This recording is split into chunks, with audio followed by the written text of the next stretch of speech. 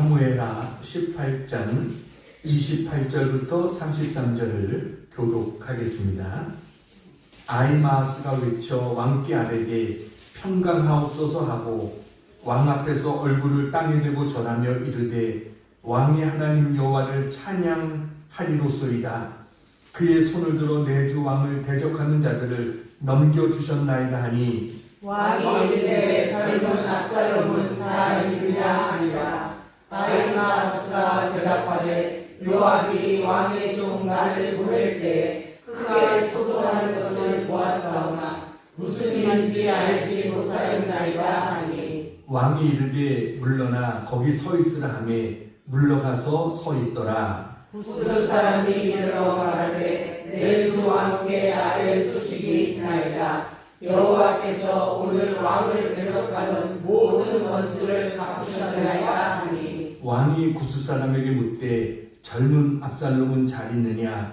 구스 사람이 대답하되 내 주 왕의 원수와 일어나서 왕을 대적하는 자들은 다 그 청년과 같이 되기를 원하나이다 하니. 왕의 마음이 심히 아파 문 위층으로 올라가서 묻니라. 그가 올라갈 때에 말하기를 내 아들 압살롬아, 내 아들 압살롬아, 차라리 내가 너를 대신하여 주었다면 압살롬 내 아들아, 내 아들아 하였더라. 아멘. 할렐루야. 차를 몰고 여행하던 어떤 노부부가 이제 국도변 식당에서 점심을 먹고 나왔습니다. 한참을 가는데 할머니가 무릎을 탁 치면서 아이고 내 정신 좀 봐. 내가 식당에 안경을 두고 나왔네. 다시 돌아갑시다. 그랬어요. 할아버지가 차를 돌려서 식당으로 가는 동안 계속 할머니를 혼냅니다. 제발 정신 좀 차리고 살아. 기름값이 얼마나 비싼데. 얼마나 나를 더 힘들게 해야 되는 거야. 안 쓰고도 잘 보면 뭐 때문에 안경 껴. 이러면서 잔소리를 하는 거예요. 근데 식당이 점점 가까워지는데 할아버지의 투덜거림이 갑자기 멈추더니 조용해졌습니다. 할머니가 생각한 거예요. 아직 할아버지의 잔소리가 멈출 때가 아닌데. 식당 앞에 도착했어요. 할머니가 내리려고 하니까 할아버지가 작게 할머니에게 속삭이듯이 이렇게 이야기합니다. 할멈, 이왕이면 내 모자도 같이 가지고 와줘요. 이게 우리 부모님의 모습이기도 하고 또 미래의 우리의 모습이기도 합니다. 미국의 어느 시골 마을에 한 여인이 외아들과 함께 살고 있었습니다. 이 여인은 낮에는 닭을 키우고 또 밤에는 삭발을 일을 해서 아들의 대학 등록금을 마련했습니다. 아들은 어머니가 고생하는 그 모습을 보면서 어머니의 은혜에 보답하기 위해서 열심히 아들은 공부했고 대학을 수석으로 졸업하게 됐습니다. 그래서 졸업식 날이 됐는데 어머니는 졸업식장에 입고 갈 변변한 옷이 하나가 없는 겁니다. 그래서 어머니는 행여나 아들에게 누가 될까봐 아들에게 그랬습니다. 얘야, 내 졸업식장에 가기는 가야 되겠는데 갑자기 급한 일이 생겨서 갈 수가 없구나. 이렇게 했어요. 그랬더니 이 아들이 엄마의 치마를 붙잡고 무릎을 꿇고 울면서 매달립니다. 어머니 안 계신 졸업식장은 나에겐 아무런 의미가 없습니다. 어머니가 받으시지 않는 메달, 그건 나에게 아무런 가치가 없습니다. 그 메달을 어머니 목에 걸어드릴 수 없다면 지나간 3년은 나에게 아무런 의미가 없습니다. 이렇게 이야기했어요. 결국 어머니는 졸업식장에 참여했습니다. 아들은 졸업식장에서 수석을 했기 때문에 답사를 하고 그리고 영광스러운 메달을 받았어요. 그리고 메달을 받자마자 남루한 옷차림의 어머니에게로 달려갑니다. 어머니에게 그 메달을 벗어서 걸어드리면서 이 메달은 어머니 몫입니다. 라고 이야기했습니다. 이 아들은 더 열심히 공부하고 노력해서 미국의 제28대 대통령이 됐습니다. 사진을 보여주세요. 바로 저 우드로 윌슨이라고 하는 저분입니다. 저분은 이 다른 사람들도 마찬가지로 그 자녀들의 마음속에 어머니의 사랑을 잊지 않고 어머니의 사랑을 깨닫게 해주기를 원했어요. 그래서 1914년 상하원 의원들의 동의를 얻어서 5월 둘째 주일을 어머니 날로 정하게 됩니다. 이것이 어버이날의 시작입니다. 이때부터 어머니날, 또 나가서는 어버이주일이 이제 시작이 된 겁니다. 오늘은 어버이주일입니다. 바로 기독교는 효의 종교죠. 어떤 사람들은 기독교를 잘 모르고 제사도 지내지 않으니까 기독교는 마치 불효하는 사람처럼 생각하는 사람들이 있지만 그건 잘못된 겁니다. 성경은 부모에게 불효하는 자는 심지어 죽이라고까지 할 정도로 효에 대해서 강조하는 게 기독교입니다. 10계명 중에서 1계명부터 4계명까지는 하나님과의 관계에 관한 계명이에요. 5계명부터 10계명까지는 인간의 대인관계에 대한 계명입니다. 그 인간의 관계에 대한 계명 중에 첫 번째가 제5계명. 같이 한번 읽어볼까요? 제5계명. 자, 읽습니다. 시작. 내 부모를 공경하라. 그리하면 내 하나님 여호와가 내게 준 땅에서 내 생명이 기리라. 이게 10계명이 인간과의 관계에 있어서 첫 번째 주신 계명입니다. 내 부모를 공경하라고 그랬어요. 공경이 뭘까? 공경이라는 단어를 찾아보니까 존경하다, 가치 있게 여기다, 이게 공경입니다. 다시 말하면 효도라는 것은 부모를 존경하는 마음이 먼저 있어야 된다는 거예요. 그게 효도라는 거예요.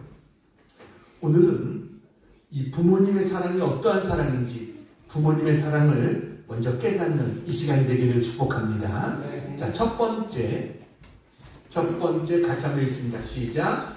어머니의 사랑을 알아야 합니다. 어머니의 사랑을 알아야 됩니다. 몇 년 전에 중국 베이징 올림픽을 앞두고 수촨성에서 큰 지진이 났습니다. 강도 진도가 7.8, 엄청난 지진이 나서 10,000명 이상이 사망하고 수만 명의 부상자가 발생했습니다. 수촨성, 간수성, 산시성 등 8개 성에서 50여만 채의 건물이 무너졌습니다. 그때 사람을 울린 사진 한 장이 신문에 실렸습니다.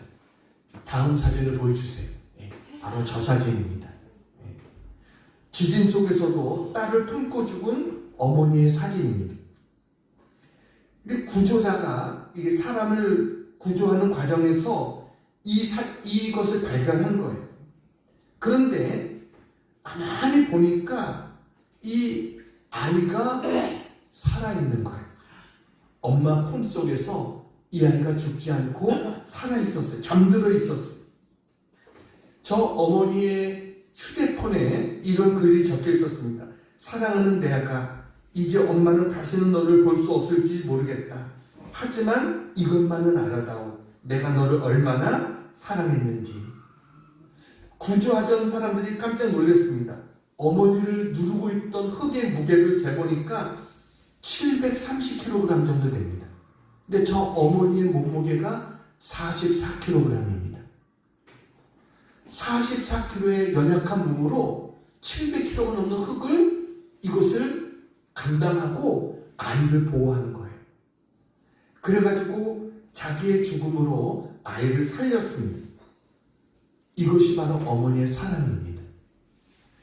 여러분, 마태복음 15장에 보면 한 가나안 여인이 나옵니다.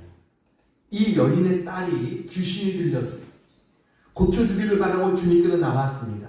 주님은 나는 이스라엘의 잃어버린 양을 찾으러 왔다, 이런 말씀을 하십니다.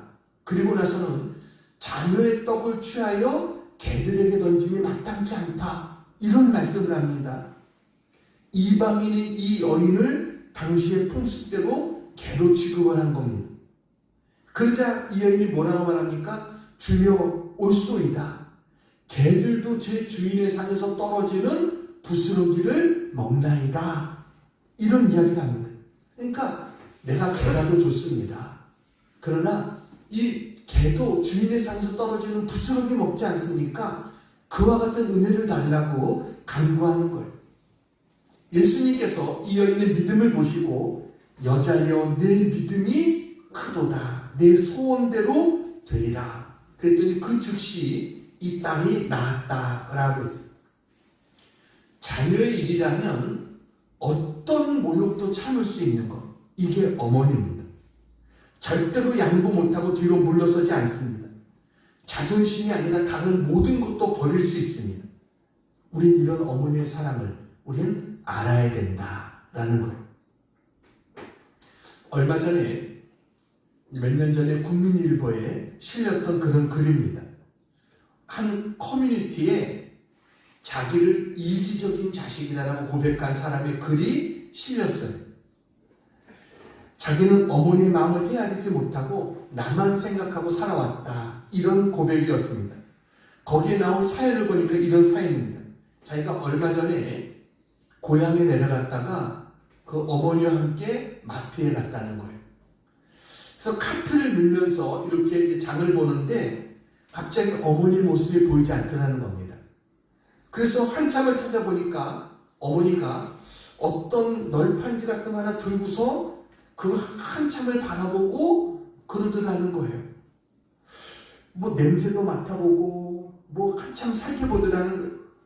그래서 조용히 가서 이렇게 보니까 도마를 들고 있는 것이에요. 도마. 근데 좀 좋아 보이긴 하더라는 겁니다. 근데 가격표를 보고 깜짝 놀란 거예요. 그래서 자기도 모르게 아니 무슨 나무판 하나가 7만 원이나 가? 자기도 모르게 그렇게 궁시렁거렸대요. 그랬더니 어머니가 멋쩍은 표정으로 그 도마를 내려놓은 거예요. 그렇게 장을 다 보고 집에 돌아와서 이렇게 무심결에 싱크대 쪽을 보는데 거기 보니까 그야말로 검은 곰팡이 같은 얼룩에 김치로 벌겋게 물든 도마가 한눈에 딱 들어오더라는 겁니다. 그래서 자기가 그 순간 나는 지금까지 그냥 나 하나 잘 사는 것만도 효도야. 자기 그렇게 생각하고 살아왔다는 거예요. 그런데 그런 자기가 너무 부끄럽더라는 거죠. 장을 봐온 물건들을 보면 전부 자식들 먹일 것, 그것만 다 사온 거예요. 어머니는 아버지와 이혼하고 아픈 동생이 있어서 평생 뒷바라지하면서 사셨던 그런 어머니. 그러면서도 자기에게 부족함 없이 다 해주었던 그런 어머니를 떠올리면서 스스로가 너무나 부끄럽고 자책이 되더라는 거예요. 그러면서 나는 이기적인 자식이었구나. 이런 생각이 들었대요. 그래서 이대로 넘어갈 수 없다. 자기 처음으로 기념일이 아닌데도 어머니 날 드리는 선물처럼 자기가 인터넷을 찾아봐가지고 호주의 장인이 만든 아주 원목 도마 중에서도 제일 좋은, 마트에서 본 것보다 몇 배나 더 비싸고 좋은 그런 도마를 자기가 사서 어머니에게 그것을 보내드렸대요. 어머니가 그 선물을 받아들고 얼마나 기뻐했는지 엄마 카톡 사진이 그걸로 바뀌어있더랍니다. 도마를. 그걸 보면서 그 커뮤니티에다 그 사진을 올려놓은 거예요. 그랬더니 사람들이 댓글을 달았잖아요. 야, 정말 효자다. 훈훈한 글이다. 나도 어머니께 전화 한 통 드려야 되겠다. 이런 댓글들이 달렸다. 이런 기사가 국민일보에 실린 것을 봤습니다. 어머니의 사랑. 어머니의 사랑 어떤 사랑입니까? 고통 가운데 주어진 사랑입니다. 우리가 외로울 때 제일 먼저 생각나는 게 누구겠어요? 어머니죠. 누구에게나 첫사랑은 어머니입니다. 어머니는 영원한 사랑입니다. 그리고 언제나 그리움의 대상입니다. 우리는 어머니의 사랑을 알아야 된다. 어머니의 사랑이 얼마나 큰 사랑인지 우리 그것을 아는 그런 우리가 되어야 될 줄로 믿습니다. 네. 자, 두 번째 같이 한번 읽겠습니다. 시작. 아버지의 사랑을 알아야 됩니다. 아버지의 사랑을 알아야 됩니다. 어느 초등학생이 학교에서 시를 쓰라고 그래가지고 아빠라는 시를 썼어요. 엄마가 있어 좋다. 나를 예뻐해 주어서. 냉장고가 있어서 좋다. 나에게 먹을 것을 주어서. 강아지가 있어서 좋다. 나랑 놀아 주어서. 아빠는 왜 있는지 모르겠다. 요즘 가정에서 아버지의 자리가 이렇습니다. 이 땅의 아버지들은 외로워하고 있습니다. 지금 우리가 부권 상실의 시대다 이렇게 이야기하잖아요. 오랫동안 가족을 먹여 살리기 위해서 밤낮으로 일하다가 세월이 지난 다음에 가족들과 함께 지내려고 하지만 그때 깨닫게 되는 것은 자기의 자리가 없다는 겁니다. 아버지의 자리가 없다는 거예요. 아버지의 자리를 지키는 것도 쉽지 않습니다. 사진을 보여주세요. 네. 다음 그림을. 저게 뭐예요? 아비부자. 한자로 아비부자예요. 저게 무슨 의미인지 아십니까? 아버지가 도끼를 양손으로 들고 있다는 겁니다. 그걸 형상화한 거예요. 두 손으로 도끼를 들고 있다는 거예요. 왜냐하면 나가서 사냥을 해서 가족을 먹여야 될 책임이 있다는 겁니다. 그래서 아버지는 한 가정을 보호하는 울타리기도 하고 전사이기도 한 거예요. 자녀들에게 세상을 살아갈 방법을 가르쳐주는 교사이기도 합니다. 자녀들이 잘못된 길로 가지 않도록 올바른 길로 목표를 향해서 갈 수 있도록 안내해주는 안내자가 바로 아버지인 거예요. 근데 아버지는 세상에서 생존 경쟁 속에 정말 몸이 부서지라고 열심히 일하지만 막상 가정에서는 설 자리가 없어지고 점점 어떻게 보면 대우를 받지 못하고 이런 세상 속에 우리가 지금 살고 있다는 것을 알아야 됩니다. 여러분, 그러나 어머니의 사랑도 크지만 아버지의 사랑도 크다. 이 사실을 우리는 잊어서는 안 됩니다. 경북대학교 총장을 지내신 박찬석 총장님이십니다. 사진을 보여주세요. 바로 저분이 박찬석 총장님이십니다. 저분이 자기의 아버지에 대해서 회상한 이런 글을 썼어요. 저분이 어릴 때 집이 너무 가난했다는 거예요. 그야말로 끼니를 제대로 입기 어려울 정도로 소장농하면서 아버지가 소장농하면서 어려운 가운데 있는데도 저 아들을 중학교를 보낸 겁니다. 도시로 유학을 보낸 거예요. 이 아들이 그 도시에서 이제 중학교를 다니는데 공부가 너무 싫었답니다. 그래가지고 1학년 여름방학 때 성적표가 나왔대요. 옛날에 성적표가 나왔잖아요. 근데 1학년 전체에서 꼴찌했답니다. 어린 마음에도 이 아버지를 생각하면 성적표를 보여줄 자신이 없더라는 거예요. 그래서 성적표를 고쳤답니다. 꼴찌에서 1등으로 고쳤답니다. 다행히 어머니와 아버지는 그냥 초등학교도 다니지 않았던 그런 부모님이었기 때문에 그냥 1등으로 고친 그 성적표를 자세히 알 수가 없었어요. 그래서 도시로 이제 유학 갔던 이 아들이 방학이 돼서 돌아오니까 동네 사람들이 묻는 겁니다. 아들이 공부는 잘하는가? 그러니까 아버지가 신이 나가지고 그놈이 이번에 1등을 했어 라고 자랑을 했어요. 1등을 했어. 그랬더니 동네 사람들이 그럽니다. 자네는 자식 하나 잘 뒀어. 그러면 가만히 있으면 되나? 1등 했으면 잔치를 해야지. 그러는 거예요. 당시 이 집은 그 동네에서 제일 못 사는 그런 집이었습니다. 그런데 이튿날 이 아들이 강에 가서 멱을 감고 돌아오니까 아버지가 자기 집에 한 마리뿐인 돼지를 잡고서 동네 잔치를 벌이고 있었습니다. 그 돼지는 그 집의 재산 목록 1호입니다. 사람보다 귀한 대접을 받는 그런 돼지였어요. 아들은 너무 기가 막혀가지고 말을 할 수가 없었대요. 아버지 안 돼요라고 하고 싶었지만 그렇게 할 수도 없는 거예요. 머리를 쥐어 뜯어도 방법이 생각나진 않아요. 이대로 도망을 가버릴까 별 생각을 다 하다가 나중에 집에 들어가 보니까 잔치가 끝나 있었답니다. 돼지우리는 텅 비어있고 그 돼지우리를 바라보면서 자기가 이를 악물었다면서 내가 이렇게 해서는 안 되겠구나. 정말 열심히 공부를 해야 되겠구나.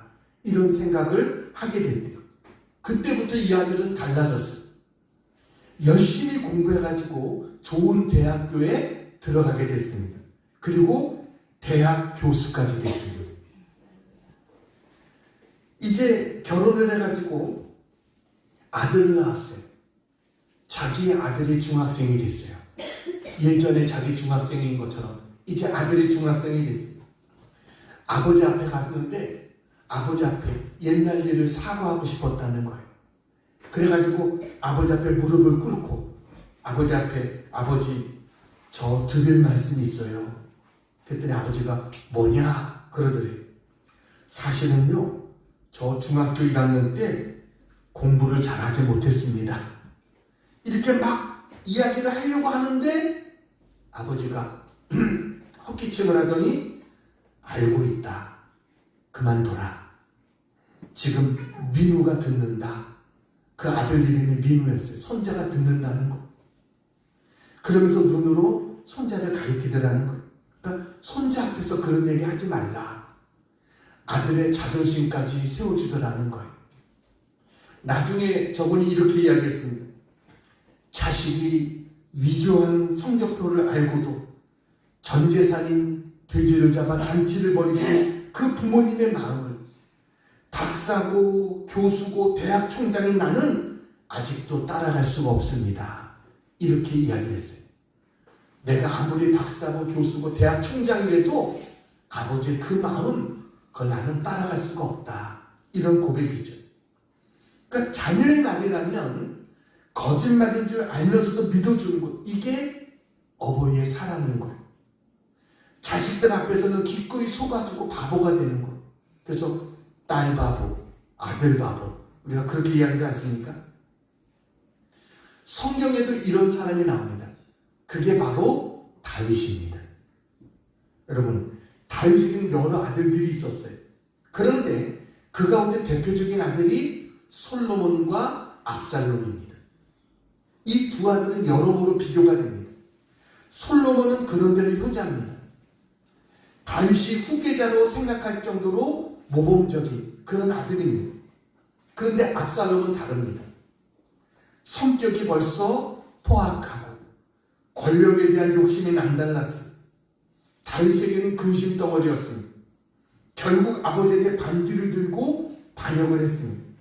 불효막신 그 자체입니다. 그런데 이 압살롬이 죽었습니다. 오늘 본문에 보니까 이 압살롬이 일으킨 전쟁을 토벌하기 위해서 나갔던 군인들이 이 압살롬을 죽인 겁니다. 어떻게 보면 참으로 다행한 일이 아닐 수 없죠. 아들이라고 하지만 원수 같은 아들입니다. 그래서 이 소식을 듣는 사람들이 이구동성으로 말합니다. 사무엘하 18장 32절입니다. 같이 한번 읽어볼까요? 시작. 왕이 구스 사람에게 묻되 젊은 압살롬은 잘 있느냐? 구스 사람이 대답하되 내 주 왕의 원수와 일어나서 왕을 대적하는 자들은 다 그 청년과 같이 되기를 원하나이다 하니 이게 뭐예요? 잘 죽었다는 거예요. 천벌을 받아 죽었으니까 고소하다는 거예요. 그런데 정작 이 패역한 아들 때문에 고통을 당했던 이 다윗은 어떻습니까? 33절입니다. 같이 한번 33절 읽겠습니다. 시작. 왕의 마음이 심히 아파 문 위층으로 올라가서 우니라. 그가 올라갈 때 말하기를 내 아들 압살롬아, 내 아들 내 아들 압살롬아, 차라리 내가 너를 대신하여 죽었다면 압살롬 내 아들아 내 아들아 하였더라. 얼마나 다윗이 슬퍼하고 있어요. 여러분, 다윗의 이 마음이 이해가 되십니까? 백성들은 기뻐했지만 다윗은 마음이 너무나 아팠어요. 얼마나 괴로웠으면 내 아들 압살롬아, 내가 대신하여 죽었으면 좋았을 것을 내 아들 압살롬아, 이렇게 이야기합니다. 세상 사람들은 다 기뻐하지만 다윗은 기뻐할 수 없어요. 왜요? 아버지이기 때문에 그렇습니다. 여러분, 우리의 아버지는 자식이 효자냐 불효자냐 상관없이 그 자식을 사랑합니다. 효자이기 때문에 끔찍이 여기는 것이 아니에요. 부모는 언제나 자식 편입니다. 그가 어떤 행동을 했든 무슨 짓을 저질렀든 그 자식을 보호하려고 하는 것, 이게 부모의 심정인 것. 여러분, 이런 아들이 어디 있습니까? 아버지를 죽이려고 지금 쫓아다닙니다. 아버지의 척들을 사람들 보는 앞에서 대낮에 강간합니다. 이런 정말 못되고도 못된 이런 아들이에요. 그럼 마땅히 죽어 없어져야 될 그런 아들이라고 생각하는 것, 이거는 사람들의 생각입니다. 다윗은 그렇지 않았어요. 다윗은 이 모든 잘못이 자기 잘못 때문인 것으로 생각이 돼요. 그래서 그를 말합니다. 내가 대신하여 죽었으면 좋았을 것을. 비록 사람들의 돌팔매질을 맞을 만큼 악하다 할지라도 아버지 입장에서는 자기 목숨과 바꿀 정도로 귀한 아들이라는 것입니다. 이렇게 자식을 사랑하는 아버지의 마음을 우리는 읽을 수 있어야 돼요. 여러분, 아버지의 사랑, 이것이 얼마나 큰 사랑인지 우리는 이것을 알아야 될 줄로 믿습니다. 우리가 잘 아는 링컨 대통령이 당선되고 난 다음에 의회에서 연설을 하게 됐습니다. 평소에 링컨을 무시했던 한 상원 의원이 일어나서 이야기를 합니다. 당신의 아버지는 한때 구두 만드는 사람이 아니었습니까? 이렇게 비꼬듯이 말했어요.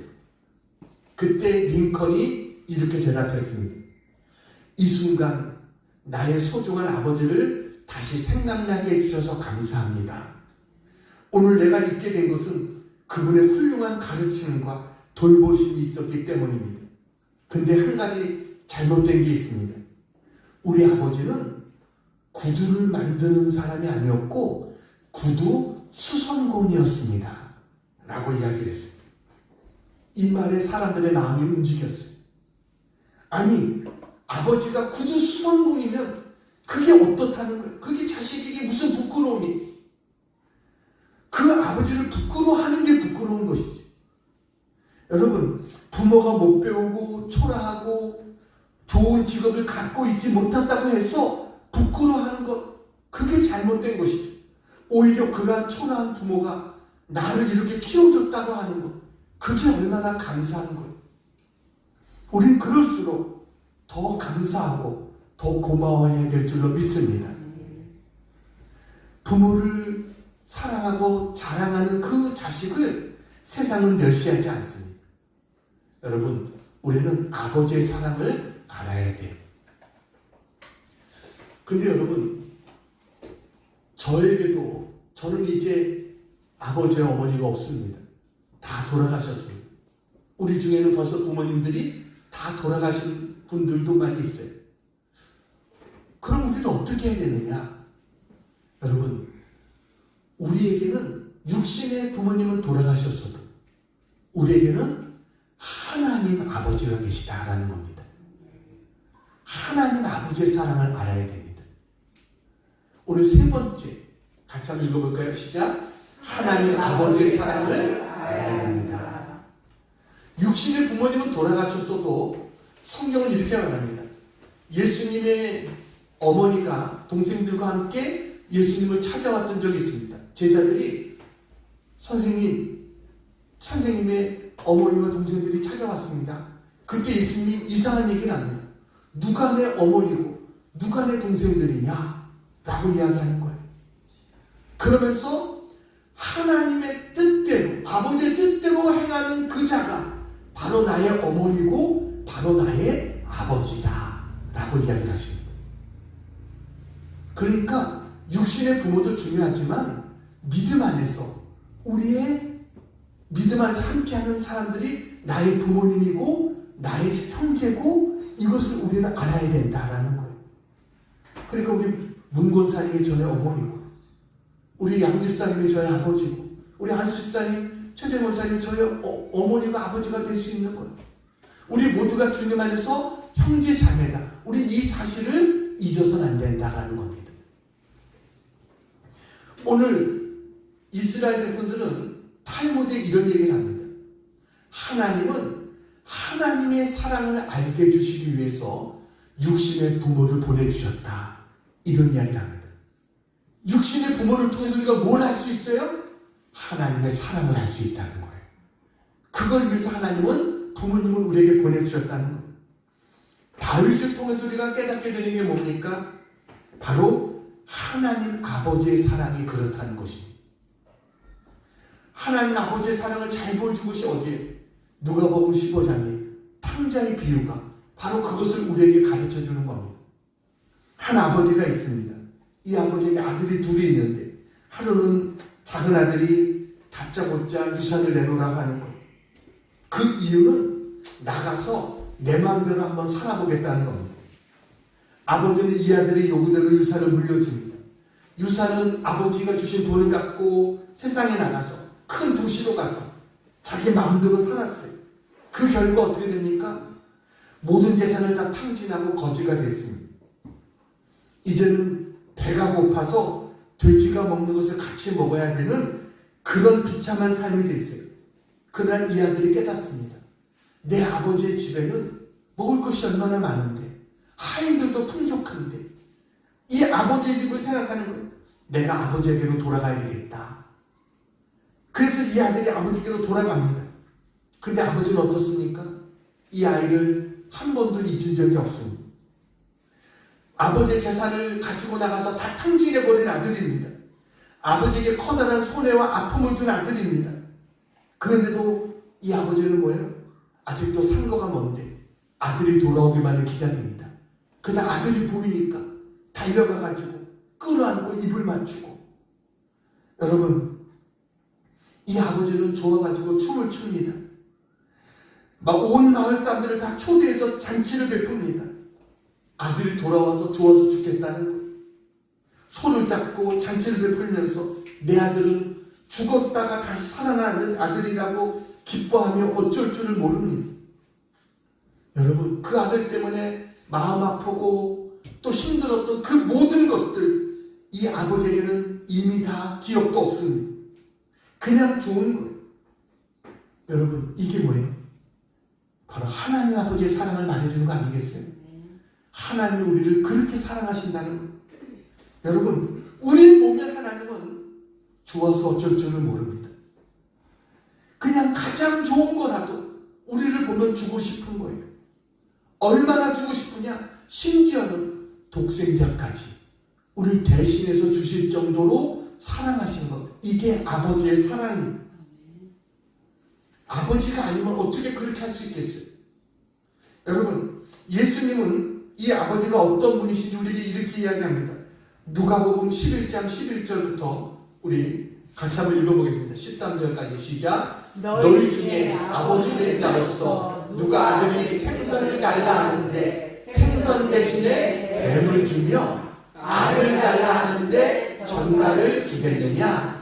너희가 악할지라도 좋은 것을 자식에게 줄 줄 알거든 하물며 너희 하늘 아버지께서 구하는 자에게 성령을 주시지 않겠느냐 하시니라.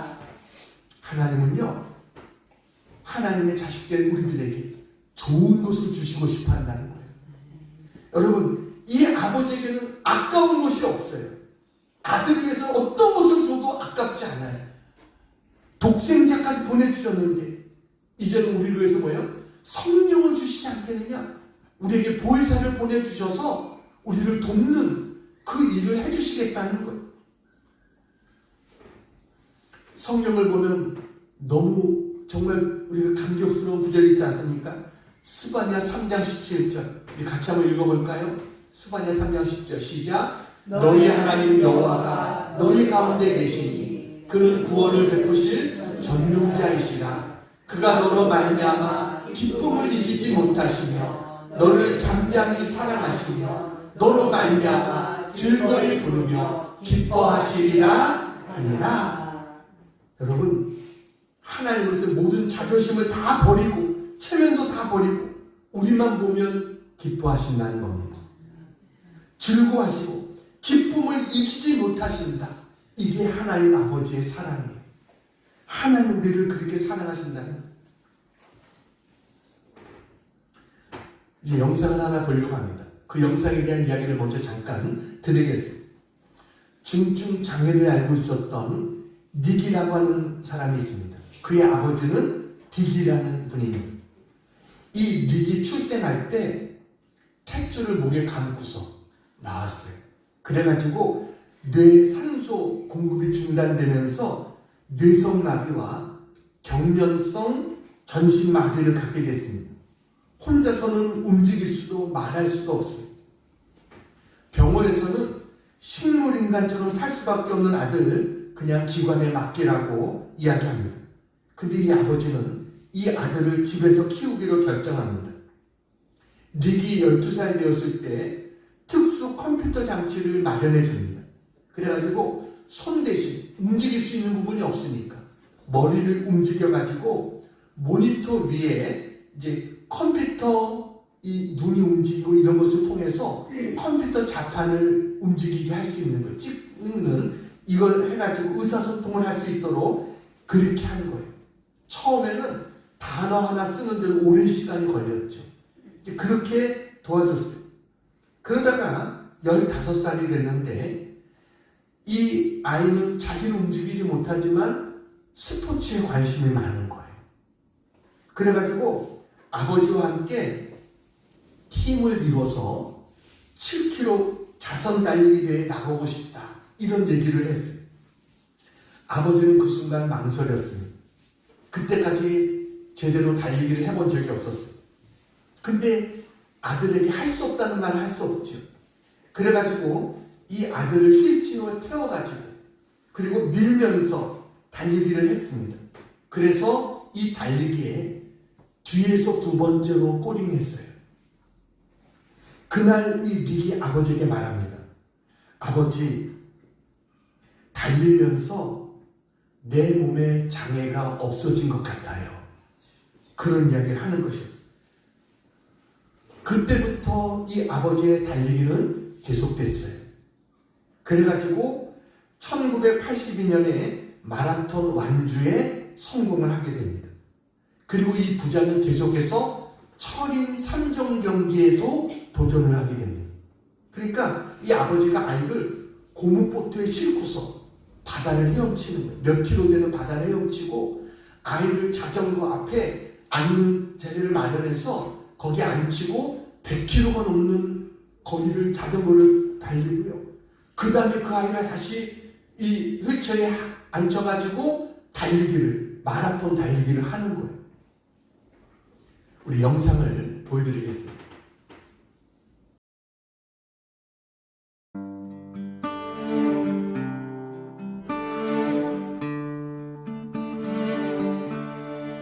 Who taught the sun where to stand in the morning? And who told the ocean you can only come this far? And who showed the moon where to hide till evening? Whose words alone can catch a falling star? Well, I know my Redeemer lives. I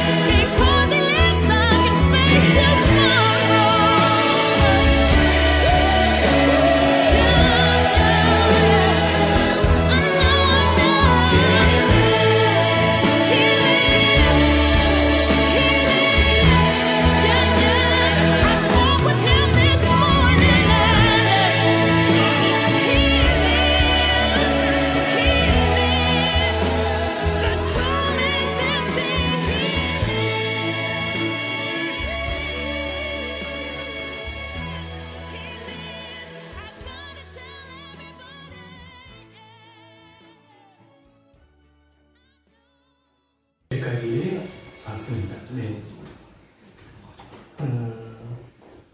정말 저 아들이 대학교 컴퓨터 전공으로 학위까지 가질 정도로 그런 아들이 되어졌습니다. 닉은 말합니다. 아버지는 나의 전부입니다. 아버지는 나의 꿈을 실현시켜 주었습니다. 아버지는 내 날개 아래를 받쳐주는 바람입니다. 이렇게 고백했습니다. 이 닉의 아버지처럼 하나님 우리의 아버지십니다. 다윗은 압살롬을 대신해서 죽어줄 수 없었지만 예수님은 우리를 위해서 대신 죽으셨으니 이것이 아버지 되신 하나님의 사랑입니다. 이와 같은 사랑을 안다면 우리도 하나님을 사랑해야죠. 마음을 다하고 힘을 다하고 목숨을 다해서 하나님을 사랑해야 됩니다. 왜냐하면 하나님의 은혜와 사랑이 너무나 크기 때문입니다. 여러분, 우리에게 이와 같은 아버지가 계시다고 하는 것, 이게 얼마나 복된 일이겠어요. 언제나 우리는 이제는 아버지 이름을 부를 수 있습니다. 예수님께서도 복음서에 아버지 이름을 170번이나 부르셨습니다. 그토록 좋으신 분이기 때문입니다. 오늘 어버이주일입니다. 아버지 어머니를 공경합시다. 그리고 아버지 어머니의 희생과 사랑으로 우리가 이 세상에 존재할 수 있었다는 사실을 깨닫고, 그리고 더 나아가 이제는 우리의 영원한 아버지 되시는 하나님을 기억해야 됩니다. 부모님의 사랑은 하나님의 사랑을 깨닫게 하기 위한 징검다리입니다. 여러분, 하나님의 자녀로서의 본분을 다하며 살아갈 수 있는 우리 모두가 되기를 주님의 이름으로 축원합니다. 기도하겠습니다. 사랑하는 하나님 아버지, 오늘 저희들의 아버지 어머니를 축복하여 주시고 저희들에게도 부모님을 보다 더 궁경할 수 있도록 하나님 은혜를 베풀어 주시옵소서. 우리의 부모님에게 영육간의 강건함을 주셔서 주님의 은혜와 평강 속에 살아가게 하여 주시옵소서. 늘 자녀들을 위하여 기도하시는 어머니의 기도를 들어 응답하여 주시고 우리의 가정이 화목하고 건강한 주님의 가정이 되게 하여 주시옵소서. 이 시간 아버지들을 위해서 기도합니다. 아버지들에게 지혜를 더하여 주시고 아버지의 권위가 회복되게 하시고 신뢰감이 회복되게 인도해 주시옵소서. 주님을 섬기는 백성들의 가정에 아버지가 제사장이 되게 인도해 주시옵소서. 혹시 연약한 부모님들이 계시다면 하루속히 건강이 회복되게 하시고 아직도 예수님을 알지 못하는 부모님이 계신다면 사랑하는 부모 형제들에게 구원을 허락해 주시옵소서. 하나님, 우리의 모든 가정들을 축복해 주시옵소서. 어려움에 처해 있는 가정들이 있습니까? 하나님, 손을 내밀어 주님을 붙잡게 하시고 화평과 위로와 평강이 하나님 만나게 하셔서 회복의 역사가 일어나게 해 주시옵소서. 효도를 받아서 행복한 부모, 효도하며 행복한 자녀, 그리고 그들 속에 복 주시는 하나님의 축복을 모두가 누리게 하시고 신앙이 유전되고 이어지게 하시고 효도의 축복이 가문에 이어질 수 있도록 하나님 은혜를 베풀어 주시옵소서. 무엇보다 하나님이 우리의 아버지 되심을 늘 감사하며 살게 해 주시옵소서. 예수님의 이름으로 기도하옵나이다. 아멘.